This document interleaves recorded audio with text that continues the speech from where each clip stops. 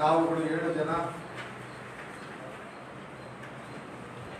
ಕಳೆದ ನಿರ್ದೇಶಕರ ಚುನಾವಣೆಯಲ್ಲಿ ಒಗ್ಗಟ್ಟಾಗಿ ಆಯ್ಕೆಯಾಗಿದ್ದರು. ಒಬ್ಬರು ಯಾವುದೇ ಬಳಕೆ ಗುರುತಿಸಿಕೊಳ್ಳದೆ ಚುನಾವಣೆಯಲ್ಲಿ ಗೆದ್ದಿದ್ರು ಮತ್ತು ಜನತಾದಳದ ಬೆಂಬಲದಿಂದ 4 ಜನ ಗೆದ್ದಿದ್ರು. 12 ಸ್ಥಾನಕ್ಕೆ ಚುನಾವಣೆ ನಡೆದಂತ ಸಂದರ್ಭದಲ್ಲಿ 7 ಜನ ಕಾಂಗ್ರೆಸ್ ಬೆಂಬಲಿತ, 4 ಜನ ಜನತಾದಳ ಬೆಂಬಲಿತ, ಒಂದು ಬಂಡಾಯವಾಗಿ ಸ್ಪರ್ಧಿಸಿದಂತವರು. ಹೀಗಾಗಿ ಚುನಾವಣೆ ಫಲಿತಾಂಶದ ಬಗ್ಗೆ ನಾನೇನು ಹೆಚ್ಚು ವಿಶ್ಲೇಷಣೆ ಮಾಡೋದಕ್ಕೆ ಹೋಗೋದಿಲ್ಲ. ತದನಂತರದ ಬೆಳವಣಿಗೆಗಳು ನಮ್ಮ ಮಂಡ್ಯ ಜಿಲ್ಲೆಯ ರೈತರ ಬ್ಯಾಂಕು,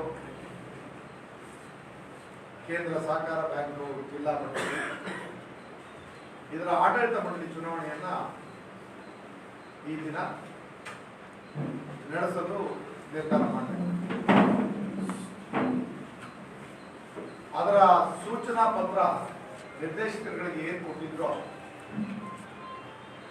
ಅದರಂತೆ ಬೆಳಗ್ಗೆ 8 ಗಂಟೆಯಿಂದ 10 ಗಂಟೆಯವರೆಗೆ ನಾಮಪತ್ರಗಳನ್ನ ಸಲ್ಲಿಸೋದಕ್ಕೆ ಅವಕಾಶವನ್ನು ನೀಡಲಾಗಿದೆ. 12 ಗಂಟೆಯಿಂದ ನಾಮಪತ್ರಗಳ ಪರಿಶೀಲನೆಯ ಕಾರ್ಯವನ್ನು ಕೈಗೆತ್ತಿಕೊಳ್ಳೋದಕ್ಕೆ ತಿಳಿಸಲಾಗಿದೆ. ಅವಶ್ಯಕತೆ ಬಿದ್ದಲ್ಲಿ ಚುನಾವಣೆಯನ್ನು ನಡೆಸಲು ಮಧ್ಯಾಹ್ನ 1 ರಿಂದ 1:30 ಒಳಗೆ ಸಮಯವನ್ನು ನಿಗದಿಪಡಿಸುತ್ತಾರೆ.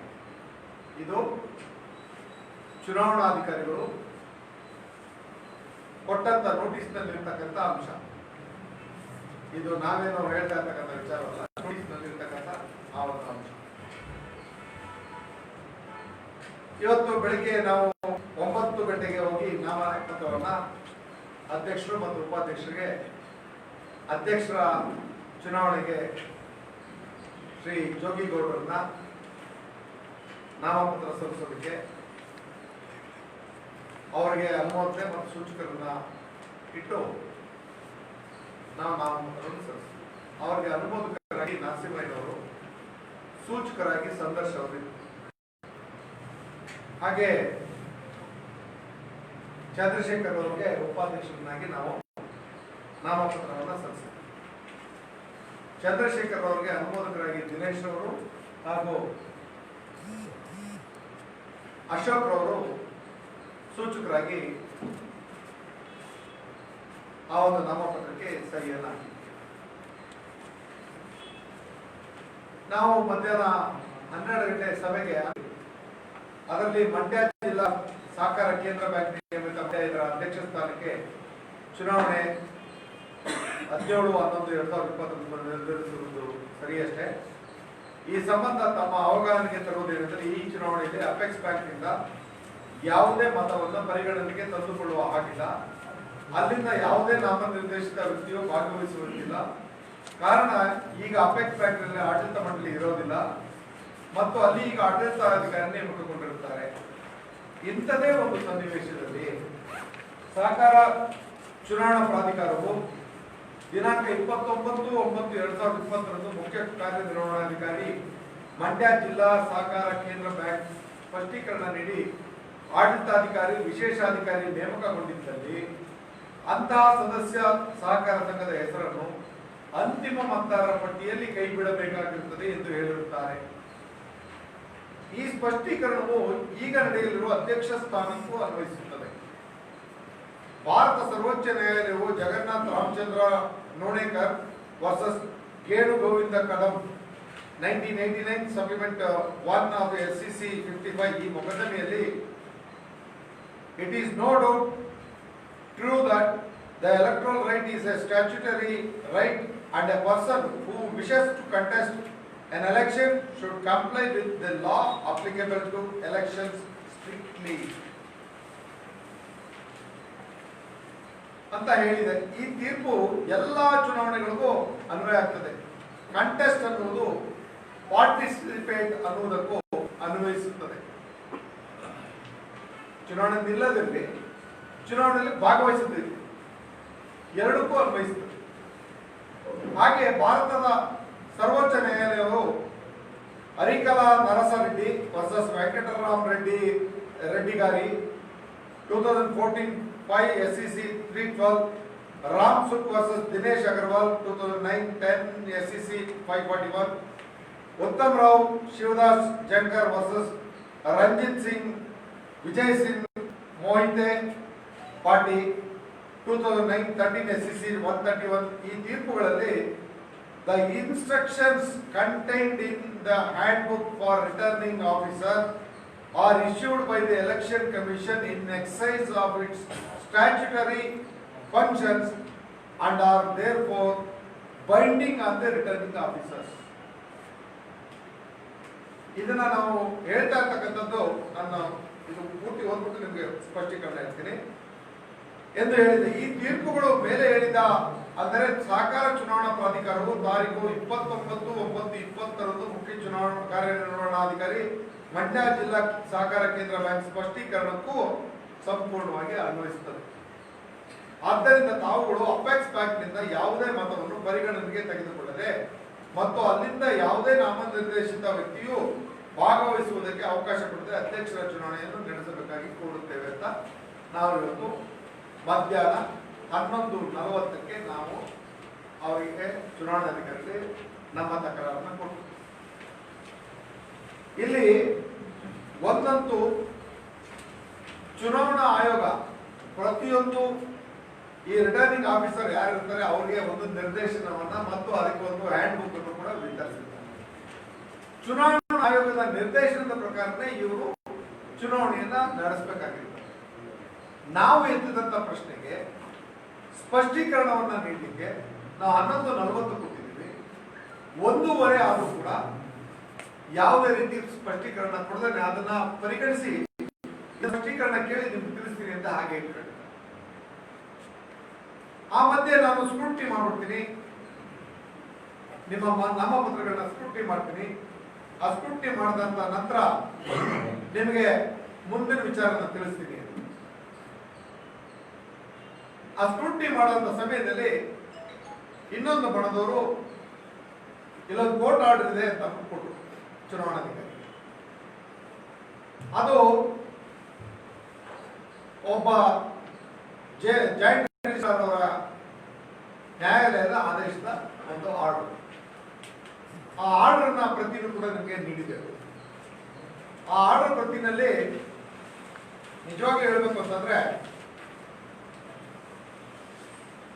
ಅವರು ಮನವಿದಾರರಾಗಿರ್ತಕ್ಕಂಥ ರಮೇಶ್ ಅಂತಕ್ಕಂಥವ್ರು ಅವ್ರ ಮುಂದೆ ಅರ್ಜಿ ಹಾಕಿದ್ದಾರೆ. ಇವತ್ತೇ ಅರ್ಜಿ ಹಾಕಿದ್ದಾರೆ. ಇವತ್ತೇ ಅರ್ಜಿ ಹಾಕಿ ಇವತ್ತೇ ಹಿಯರ್ ಮಾಡಿ 11:40 ಚುನಾವಣಾಧಿಕಾರಿಗೆ ಮೇಲ್ ಮಾಡಿದ್ದಾರೆ.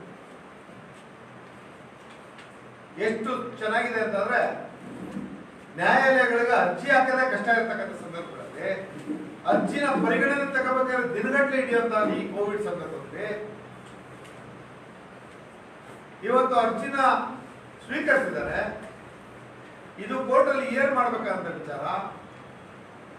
ಕೋರ್ಟ್ ಅಲ್ಲಿ ಹಿಯರ್ ಮಾಡಬೇಕಾದ್ರೆ ಎದುರಾಳಿಗೆ ನೋಟಿಸ್ ಕೊಡ್ಬೇಕಾಗಿರ್ತಕ್ಕಂಥ ವಿಚಾರ. ನೋಟಿಸನ್ನು ನೀಡದೇನೆ ಎಕ್ಸ್ಪರ್ಟ್ ಆರ್ಡರ್ನ ಇಶ್ಯೂ ಮಾಡ್ತಿದ್ದಾರೆ. ಆ ಆರ್ಡರ್ ಕೂಡ ಎಷ್ಟು ಹಾಸ್ಯಾಸ್ಪದವಾಗಿದೆ ಅಂತಂದ್ರೆ ಬೇರೆ ಬೇರೆ ವಿಚಾರಗಳನ್ನೆಲ್ಲ ಹೇಳ್ಕೊಂಡು ರಮೇಶ್ ಅವರು ಲಾಸ್ಟ್ ಅಲ್ಲಿ ಹೇಳ್ತಾರೆ, ಲಾಸ್ಟ್ ಪ್ಯಾರಾದಲ್ಲಿ ಈ ಮೇಲಿನ ಎಲ್ಲ ಅಂಶಗಳನ್ನು ಗಮನಿಸಿದಲ್ಲಿ 4ನೇ ಎದುರುಗಳ ಆಯ್ಕೆಯಲ್ಲಿ ಬಹಳಷ್ಟು ಗೊಂದಲಗಳಿರುವುದು ಮತ್ತು ನಿಯಮಬಾಹಿರ ಕ್ರಮಗಳು ಜರುಗುವುದು ಕಂಡು ಬಂದಿರುತ್ತದೆ. 4ನೇ ಅಂದ್ರೆ ನರಸಿಂಹಯ್ಯ ಅವ್ರು ಹೇಳ್ತಾರೆ ಮಾತು ಹೇಗಿದೆ ನೋಡಿ. 4ನೇ ಎದುರುಗಳ ಆಯ್ಕೆಯಲ್ಲಿ ಬಹಳಷ್ಟು ಗೊಂದಲಗಳಿರುವುದು. ಅವ್ರ ಆಯ್ಕೆಯನ್ನ ಪ್ರಶ್ನೆ ಮಾಡ್ತಿದ್ದಾನೆ. ನಿಯಮಬಾಹಿರ ಕ್ರಮಗಳು ಜರುಗಿರುವುದು ಕಂಡು ಬಂದಿರುತ್ತದೆ. ಈ ಕಾರಣಗಳಿಂದಾಗಿ 4ನೇ ಎದುರಾಳಿಗಳನ್ನು ದಿನಾಂಕ 17/11/20 ನಡೆಯಲಿರುವ ಪದಾಧಿಕಾರಿಗಳ ಚುನಾವಣೆಯಲ್ಲಿ ಭಾಗವಹಿಸಿದಂತೆ ತಡೆಯಾಜ್ಞೆಯನ್ನು ನೀಡುವುದು ಸೂಕ್ತ ಎಂದು ತಿರಸ್ಕರಿಸಿ ಈ ಕೆಳಕಂಡಂತೆ ಆದೇಶಿಸಿದೆ ಅಂತ ಹೇಳ್ತಾರೆ. ಅದರ ಆದೇಶ ಹೇಗಿದೆ ಅಂತಂದ್ರೆ, ಅರ್ಜಿದಾರರ ಮಧ್ಯಂತರ ಅರ್ಜಿ ನಂಬರ್ 1 ಅನ್ನು ಪುರಸ್ಕರಿಸಿ ಅದನ್ನು ಸ್ಪೆಲ್ಲಿಂಗ್ ತಪ್ಪಿದೆ, ಪುರಸ್ಕರಿಸಿ ಆದೇಶಿಸಿದೆ. ದಿನಾಂಕ 17/11/20 ನಡೆಯಲಿರುವ ಎದುರು ನಂಬರ್ 2ನೇ ಬ್ಯಾಂಕಿನ ಪದಾಧಿಕಾರಿಗಳ ಚುನಾವಣೆ ಸಂಬಂಧ ಮುಖ್ಯ ಕಾರ್ಯನಿರ್ವಹಣಾಧಿಕಾರಿ ಚುನಾವಣೆ 2ನೇ ಎದುರುದಾರಿ ಸಂಬಂಧದ ಸಭೆಯಲ್ಲಿ 4ನೇ ಎದುರುಗಳು ಭಾಗವಹಿಸದಂತೆ ತಡೆಯಾಜ್ಞೆ ನೀಡಿ ಆದೇಶಿಸಿದೆ. ಈ ಆದೇಶವನ್ನು ಪಾಲಿಸಲು 1ನೇ ಮತ್ತು 2ನೇ ಎದುರುಗಳಿಗೆ ಆದೇಶಿಸಿದೆ. ಈ ಆದೇಶವನ್ನು ಈ ದಿನಾಂಕ 17/11/20 ಸಿಬ್ಬಂದಿಗೆ ಉಲ್ಲೇಖಿಸಿ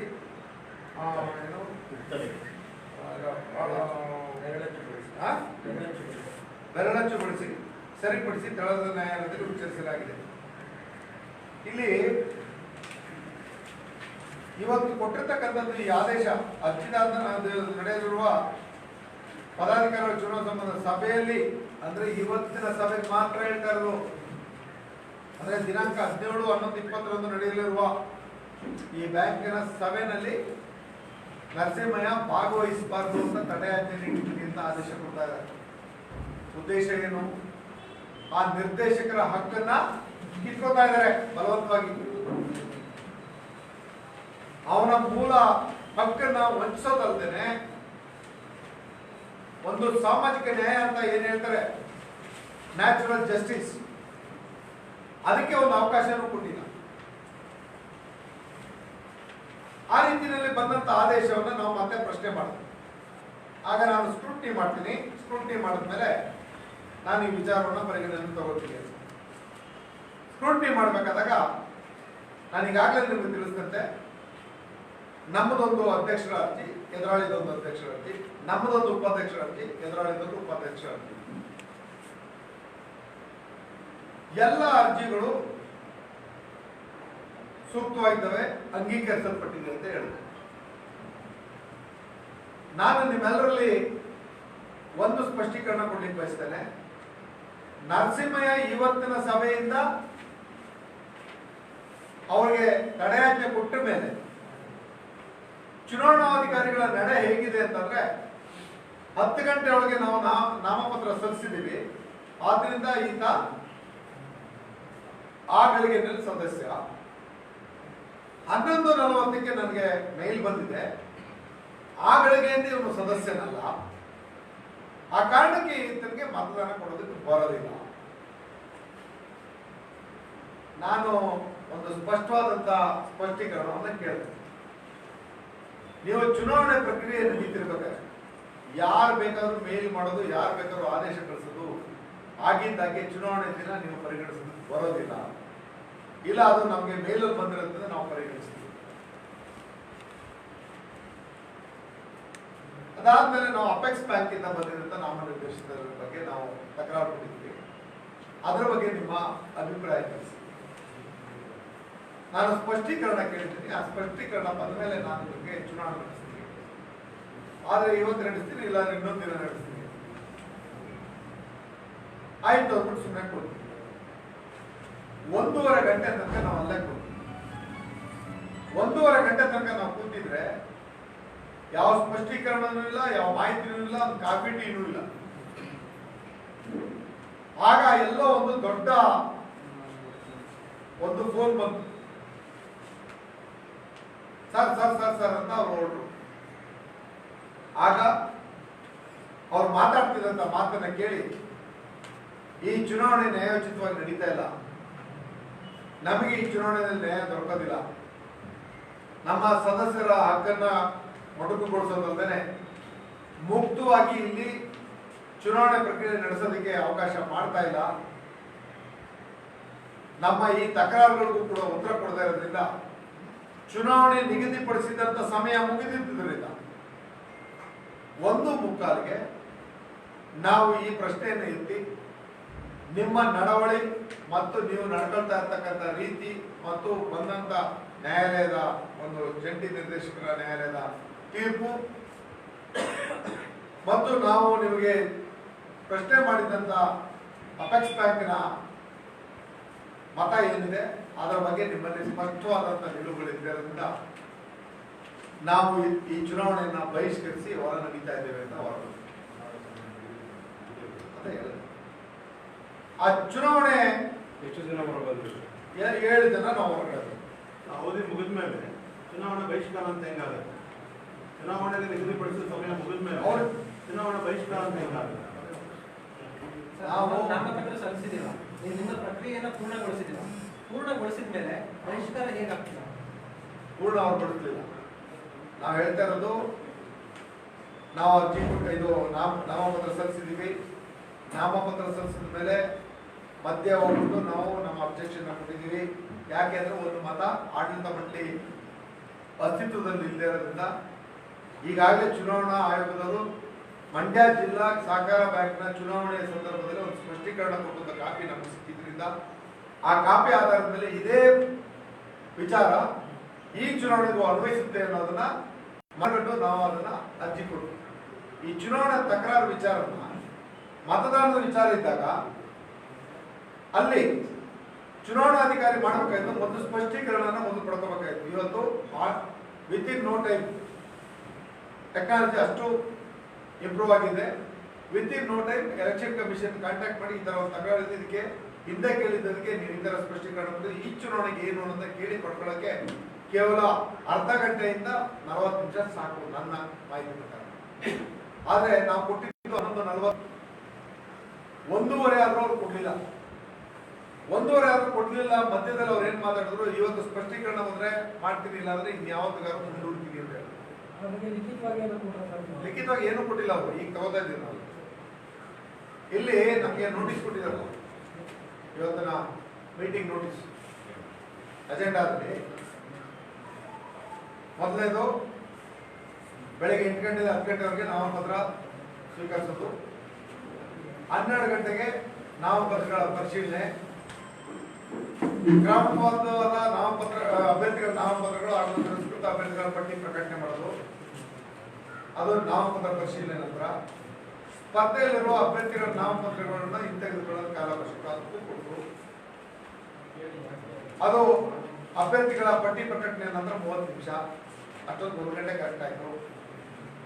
ನಾಮಪತ್ರಗಳ ವಾಪಸ್ ಪಡೆದ ಅಭ್ಯರ್ಥಿಗಳ ಹೆಸರು ಹಾಗೂ ಸ್ಪರ್ಧಾ ಕಣದಲ್ಲಿ ಅಭ್ಯರ್ಥಿಗಳ ಹೆಸರುಗಳ ಪ್ರಕಟಣೆ ಅದನ್ನ ಮಾಡಲೇ ಇಲ್ಲ ಅವರು. ನಾಮಪತ್ರಗಳನ್ನು ವಾಪಸ್ ಪಡೆಯಲು ನೀಡಿದ ಅವಧಿ ನಂತರ ಅದನ್ನು ಮಾಡಬೇಕಾಗಿತ್ತು. ಅದರ ಅವಧಿ ಮುಗಿತು, ಅದನ್ನು ಪ್ರಕಟ ಮಾಡಲಿಲ್ಲ. ಅವಶ್ಯವಿದ್ದಲ್ಲಿ ಮತದಾನ 2 ಅರ್ಜಿ ಇತ್ತು, ಮತದಾನ ಇಡಬೇಕಾಗಿತ್ತು. ಅದರ ಸಮಯನ ಮಧ್ಯಾಹ್ನ 1 ಗಂಟೆಯಿಂದ 1:30ವರೆಗೆ ಅಂತ ಅವರು ಇಟ್ಟಿದ್ದಾರೆ. ನಾವು 1:45ಕ್ಕೆ ನಿಮ್ಮ ನಡೆ ಮತ್ತು ನಿಮ್ಮ ಒಂದು ನಡವಳಿ ಇದನ್ನ ನಾವು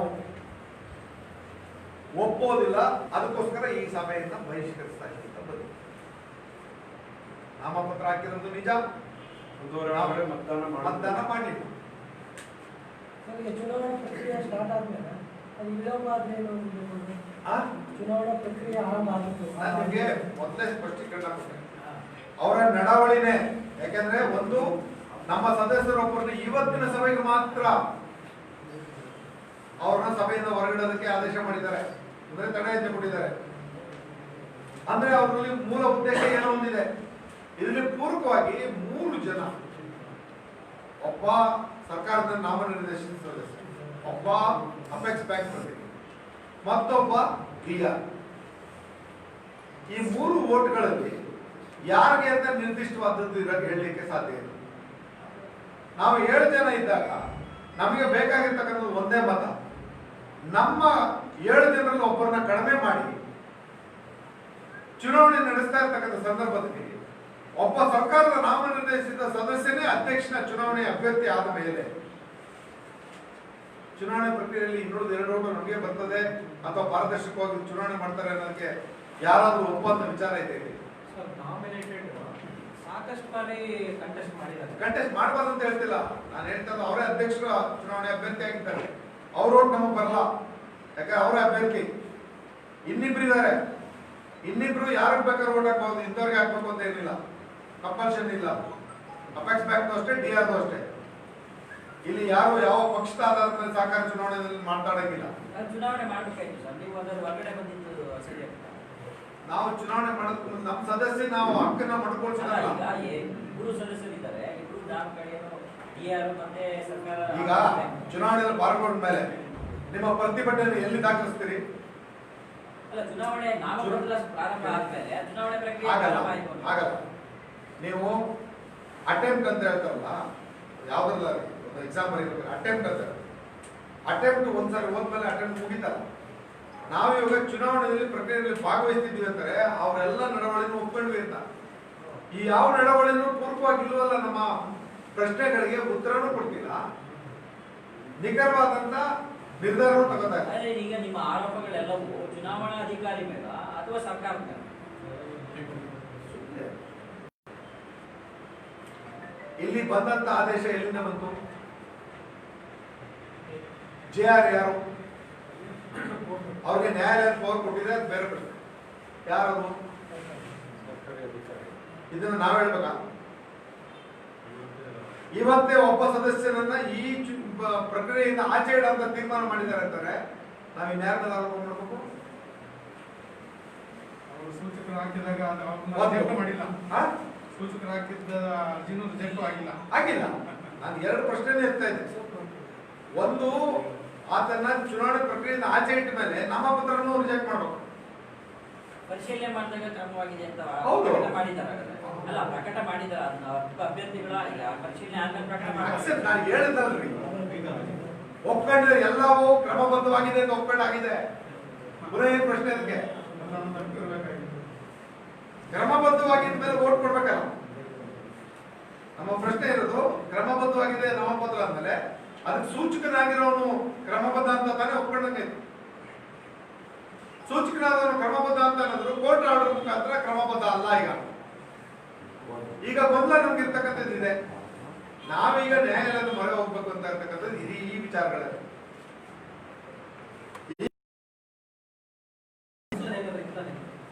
ಸಹಜ. ಈಗ ಮೊದಲೇ ಇದು 4 ದಿನಗಳಿಂದ ನಡೀತಾ ಇದೆ. ಅವರ ಮನೆಗೆ ಹೋಗೋದು, ನಿಮ್ಮ ಅಶ್ವತ್ಥಗಳು ಅಲ್ಲಿ ಹೋಗೋದು, ಮುಖ್ಯಮಂತ್ರಿಗಳನ್ನ ಭೇಟಿ ಮಾಡೋದು, ಇದೆಲ್ಲ ಮುಂಚೆ ನಿಮಗೆ ಗೊತ್ತಿತ್ತು ಅಂತ ಕಾಣುತ್ತೆ. ನೋಡಿ, ನಾನು ಚುನಾವಣೆ ಪ್ರಕ್ರಿಯೆ ಬಗ್ಗೆ ನಾನು ಮಾತಾಡ್ತಾ ಇದ್ದೀನಿ, ವ್ಯಕ್ತಿ ನಡವಳಿಕೆ ಬಗ್ಗೆ ನಾನು ಮಾತಾಡ್ತಾ ಇಲ್ಲ. ಅವ್ರ ಮನೆಗೆ ಹೋಗ್ಬಾರ್ದು, ಇವ್ರ ಮನೆಗೆ ಹೋಗೋದು, ಅಶ್ವತ್ ನಮ್ಗೆ ಊಟ ಹಾಕ್ಬಾರ್ದು ಅಂತ ಏನಿಲ್ಲ, ಅಶ್ವತ್ ನಮಗೆ ಊಟ ಹಾಕ್ಬೇಕು ಅಂತಲೂ ಇಲ್ಲ. ಎರಡನ್ನೂ ನಾವೆಲ್ಲ ಅಶ್ವತ್ ಒಬ್ಬರದೇ ವಿಚಾರ ಅಲ್ಲ. ಅಲ್ಲಿರ್ತಕ್ಕಂಥ ಯಾವ ಸದಸ್ಯ ಯಾರು ಬೇಕಾದ್ರೂ ಹಾಕ್ಬೋದು. ಇಲ್ಲಿ ಪಕ್ಷಾಂತರ ನಿಷೇಧ ಕಾಯ್ದೆ ಇಲ್ಲ, ಇದು ಪಕ್ಷದ ವಿಚಾರನೇ ಬರೋದಿಲ್ಲ. ಅಲ್ಲಿರ್ತಕ್ಕಂಥ ನಿರ್ದೇಶಕರು ಸಹಕಾರಿಗಳು, ಎಲ್ಲರೂ ಸಹಕಾರಿಗಳು ಯಾರು ಬೇಕಾದ್ರು. ಆದ್ರೆ ನಾವು ಒಂದು ಬಣ 7 ಜನ ಇದ್ವಿ. 7 ಜನ ಒಬ್ಬರನ್ನ ಕಡಿಮೆ ಮಾಡೋದು ಅಂದ್ರೆ ಇನ್ನೊಂದು ಬಣಕ್ಕೆ ಪೂರ್ವವಾದಂತ ವ್ಯವಸ್ಥೆನ ಕಲ್ಪಿಸಿದ್ದಾರೆ. ಆ ಕಲ್ಪಿಸಿರ್ತಕ್ಕಂಥ ರೀತಿ ನೇರವಾಗಿ ಗೋಚರ ಆಗ್ತದೆ, ಯಾವುದೋ ಒಂದು ಬಣಕ್ಕೆ ಇವರು ಸಹಾಯ ಮಾಡಬೇಕು ಅನ್ನೋದು ಗೋಚರಿಸ್ತಾ ಇದೆ. ಅದಕ್ಕೆ ನಿಮ್ಗೆ ಕಾಪಿ ಕೊಡಿ. ಯಾವತ್ತು 29/9/2020 ಚುನಾವಣಾ ಪ್ರಾಧಿಕಾರದಿಂದ ಬಂದಂತ ಕ್ಲಾರಿಫಿಕೇಶನ್. ಇದನ್ನ ಆಧಾರವಾಗಿ ಇಟ್ಕೊಂಡು ನಾವು ಅಬ್ಜೆಕ್ಷನ್ ಕೊಟ್ಟಿರೋದು. ನಾವು ಊಹೆಯಿಂದ ನಾವು ಯಾವುದನ್ನೇ ಅಬ್ಜೆಕ್ಷನ್ ನಾವು ಕೊಟ್ಟಿಲ್ಲ. ನಾವು ಸ್ವಯಂ ಕಲ್ಪಿತವಾದಂತ ಆರೋಪವನ್ನ ಯಾರ ಮೇಲೂ ಮಾಡಲಿಲ್ಲ. ಇದರ ಆಧಾರದ ಮೇಲೆ ಅಪೆಕ್ಸ್ ಬ್ಯಾಂಕ್ನವ್ರಿಗೆ ಹಕ್ಕು ಇಲ್ಲ. ಯಾಕಂದ್ರೆ ಅಲ್ಲಿ ಆಡಳಿತ ಮಾಡಲಿಲ್ಲ, ಅಲ್ಲಿರ್ತಕ್ಕಂಥದ್ದು ಇವಾಗ ಅಡ್ಮಿನಿಸ್ಟ್ರೇಟರ್. ಇವ್ರಿಗೆ ಮತ ಹಕ್ಕು ಚುನಾವಣೆ ಕೊಟ್ರ ಇದೆಯಾ ಇಲ್ವಾ ಅನ್ನೋದು ನಾವು ಕೇಳಿದ್ವಿ. ಅದನ್ನ 11:40 ಕೇಳಿದ್ವಿ. 1:15 ಸ್ಪಷ್ಟೀಕರಣ ತಗೋತಾ ಇಲ್ಲ. ಒಂದು ಅದೇ ಸಮಯದಲ್ಲಿ ನಾವು ನಾಮಿನೇಷನ್ ಆಗಿರ್ತಕ್ಕಂಥ ನಾಮಿನೇಷನ್ ಅಕ್ಸೆಪ್ಟ್ ಮಾಡ್ತಾರೆ. ಅದಕ್ಕೆ ಅನುಮೋದಕನಾಗಿರ್ತಕ್ಕಂಥ ಒಬ್ಬ ವ್ಯಕ್ತಿ ನಮ್ಮ ಸದಸ್ಯನ ನೀನು ಸಭೆಯಿಂದ ಹೊರಗಿರ್ಬೇಕು, ಈ ಸಭೆಯಲ್ಲಿ ಪಾಲ್ಗೊಳ್ಳಂಗಿಲ್ಲ ಅಂತ ಆದೇಶನ ಕೋಟ್ ಮಾಡಿ ಹೇಳ್ತಾರೆ. ಈ ಗೊಂದಲಗಳನ್ನ ನಿಮ್ಗೆ ಹೇಳ್ತಾ ಇರೋದು. ಚುನಾವಣೆ ಪಾರದರ್ಶಕವಾಗಿ ಕಾಣ್ತಾ ಇದೆಯಾ? ಇಲ್ಲ, ನೀನು ಇಲ್ಲಿ ಭಾಗವಹಿಸಂಗಿಲ್ಲ, ನೀನು ಅನುಮೋದಕನಾಗಿರ್ತಕ್ಕಂಥ ಅರ್ಜಿನೂ ಕೂಡ ನಾನು ತಿರಸ್ಕಾರ ಮಾಡ್ತೀನಿ ಅನ್ಬೇಕು. ಅದು ಕಾನೂನು.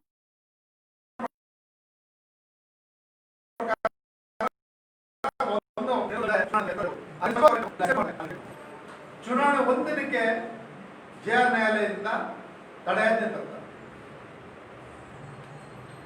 ಇದನ್ನು ನೋಡ್ಕೊಂಡು 1:30 ಆದ್ರೂ ನಾವು ನೋಡ್ತಾ ಕೂತಿದ್ವಿ. ಒಂದು ಕಾಫಿ ಇಲ್ಲ, ಟೀ ಇಲ್ಲ, ಮತ್ತೊಂದಲ್ಲ ಪ್ರಶ್ನೆ ಬೇರೆ. ಚುನಾವಣೆಯಲ್ಲಿ ನಾವು ಕಾಫಿ ಟೀ ಕುಡಿಯಬೇಕು. ನಾವು ನ್ಯಾಯಾಲಯದಲ್ಲಿ ನಾವು ಪ್ರಶ್ನೆ ಮಾಡ್ತೀವಿ. ಯಾವ ನ್ಯಾಯಾಲಯದಲ್ಲಿ? ಉಚ್ಚ ನ್ಯಾಯಾಲಯದಲ್ಲಿ, ಬೇರೆ ನ್ಯಾಯಾಲಯ ಅವಕಾಶ. ಇದು ಎಲ್ಲ ಚುನಾವಣಾ ಪ್ರಕ್ರಿಯೆ ವಿಡಿಯೋ ರೆಕಾರ್ಡ್ ಆಗಿದೆ ಎಲ್ಲ ಯಾಕೆಂದ್ರೆ ಅಲ್ಲೇ ಟೈಮಿಂಗ್ಸ್ ನೀವು ಗಡಿಯಾರ ಪ್ರತಿಯೊಂದು ಸರ್, ಈಗ ಹಿಂದೆ ನಿಮ್ಮ ಹೇಳಿದ್ರೆ 4 ಜನ JDS ಮೆಂಬರ್ ಇದ್ದರು, 7 ಜನ ನಾನು ಈಗ ಒಬ್ಬರು ಪಕ್ಷ ಅಂತ ಇದ್ದರು. ಅವರು ಅವತ್ತು ವಿಜಯದ ಜಯಶಾಲಿ ಅವರನ್ನು ನಾನು ಕಾಂಗ್ರೆಸ್ ಮೀಡಿಯಾಗೆ ಅಶ್ವಥ್ ಅವರು ಅವ್ರ ಬಗ್ಗೆ ಈಗ ಕಾಂಗ್ರೆಸ್ ಅಂದ್ರೆ ಇವತ್ತು ಇವರು ಆಹ್ವಾನ ತಗೋಲ್ಲ. ಅದು ಪಕ್ಷದ ಬಿಟ್ಟದ ವಿಚಾರ.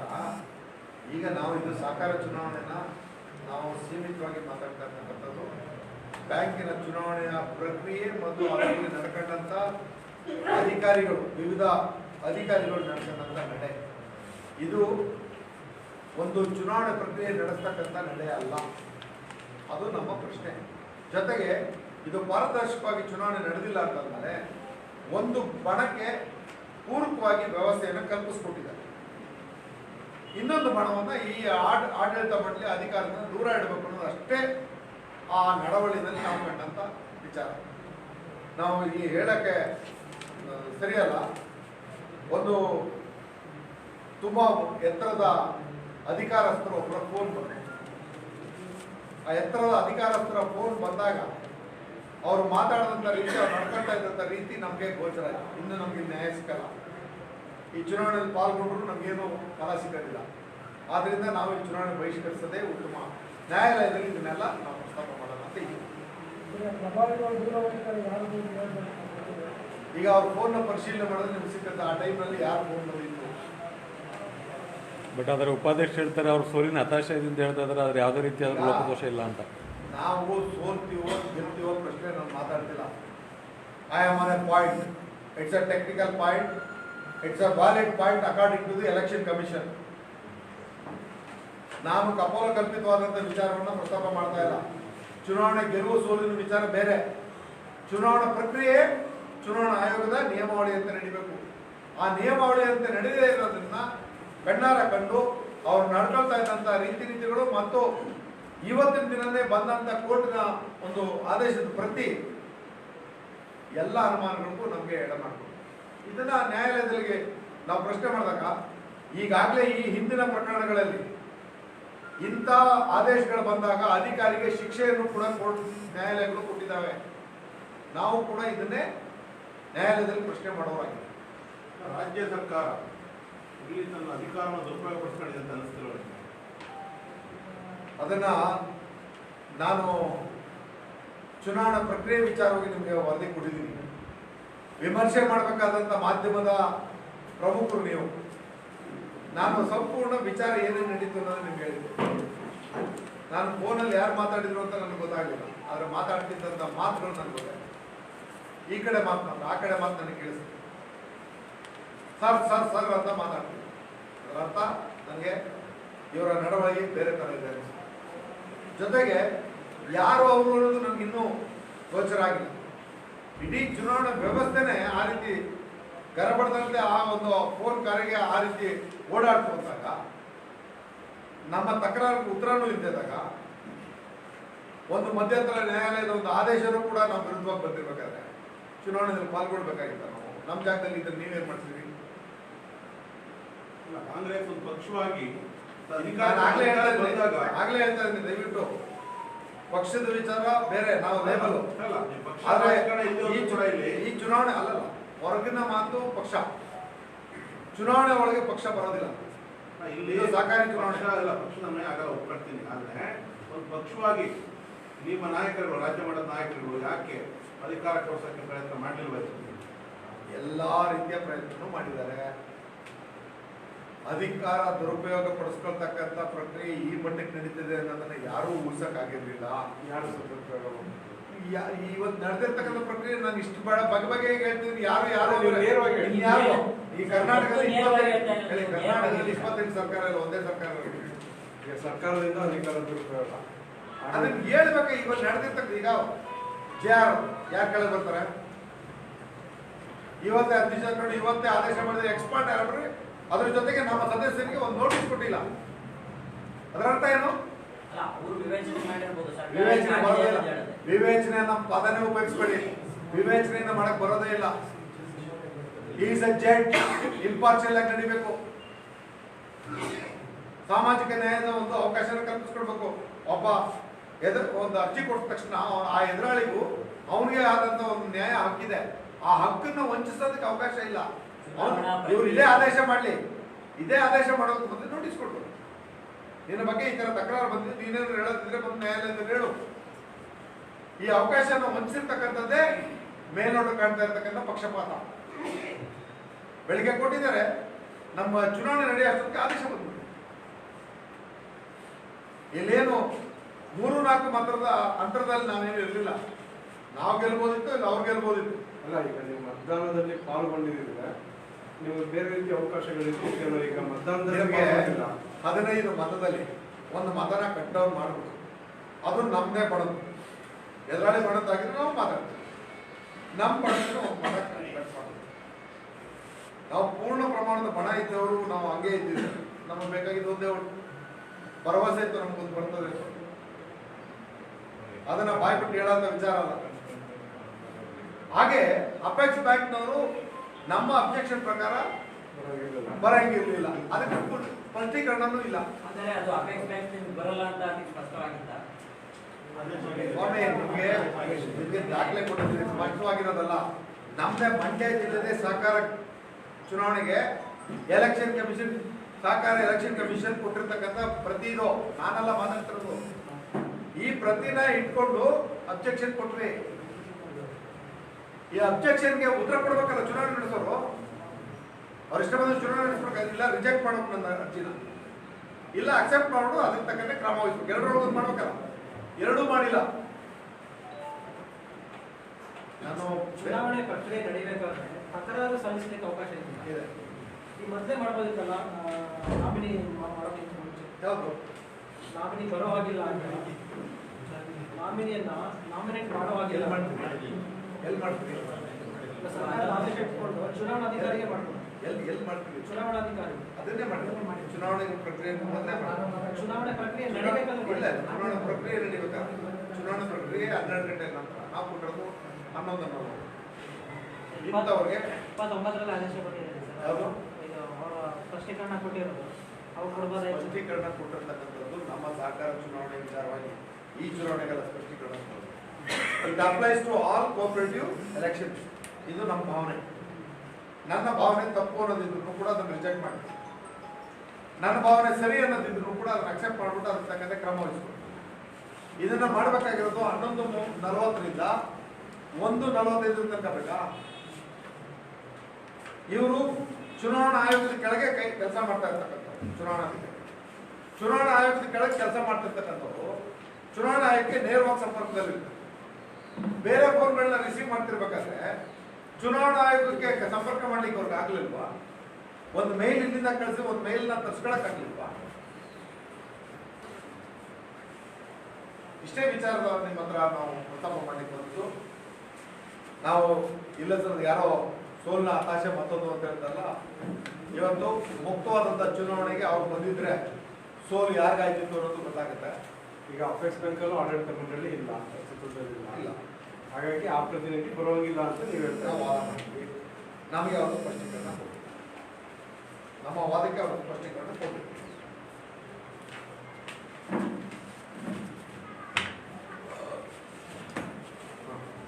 ಸರ್, ಈಗ ನಿಮ್ಮ ಪಕ್ಷದ ಸದಸ್ಯರಿಗೆ ಅವ್ರ ಬೆಂಬಲ ನಿಂತಿದ್ದು ಎಷ್ಟು ಸರಿ ಸರ್? ನೀವೇನು ಹೇಳ್ತೀರ ಅದ್ರ ಬಗ್ಗೆ? ಈಗ ಈ ಚುನಾವಣೆ ವಿಚಾರದಲ್ಲಿ ಪಕ್ಷದ ವಿಚಾರನ ನಾನು ಮಾತಾಡ್ತೀನಿ. ಅಲ್ಲ, ನಿಮ್ಮ ಒಬ್ಬ ಚುನಾಯಿತ ನಿರ್ದೇಶಕನಾಗಿ ಪಕ್ಷದ ವಿಚಾರದಲ್ಲಿ ಪಕ್ಷ ತೀರ್ಮಾನ ತಗೊಳ್ಬೇಕು. ಸಹಕಾರ ಬ್ಯಾಂಕಿನ ಚುನಾವಣೆ ಪ್ರಕ್ರಿಯೆಯಲ್ಲಿ ನಡೆದಂತ ಅಕ್ರಮ ಮತ್ತು ಒಂದು ಬಣಕ್ಕೆ ಕೆಲವೊಂದು ಅಧಿಕಾರಿಗಳು ಮತ್ತು ಸರ್ಕಾರದ ವಿಚಾರದಲ್ಲಿ ಪಕ್ಷಪಾತ ಆಗಿದೆ ಅನ್ನೋದು ನಮಗೆ ಮೇಲ್ನೋಟಕ್ಕಂತ ವಿಚಾರ. ಇದನ್ನ ಚುನಾವಣೆ ಪ್ರಕ್ರಿಯೆ ಏನ್ ನಡೀತು ಆ ಪ್ರಕ್ರಿಯೆ ವಿರುದ್ಧ ನೀವು ಕೋರ್ಟಲ್ಲೇ ಕೇಳಿದ್ರು, ಅದೇ ಆಪ್ಷನ್ ಇಲ್ಲ. ಆದ್ರೆ ಇಲ್ಲಿ ರಾಜಕಾರಣ ಆಗಿದೆಯಲ್ಲ ಅದ್ರ ಬಗ್ಗೆ ಹೇಳಿ. ಈಗ ಮಾತಾಡಿ ಅಂತ ಬಿಟ್ಬಿಡಿ, ಈಗ ನೀವು ಸಹಕಾರಿ ಅಂತ ಬಿಟ್ಬಿಡಿ.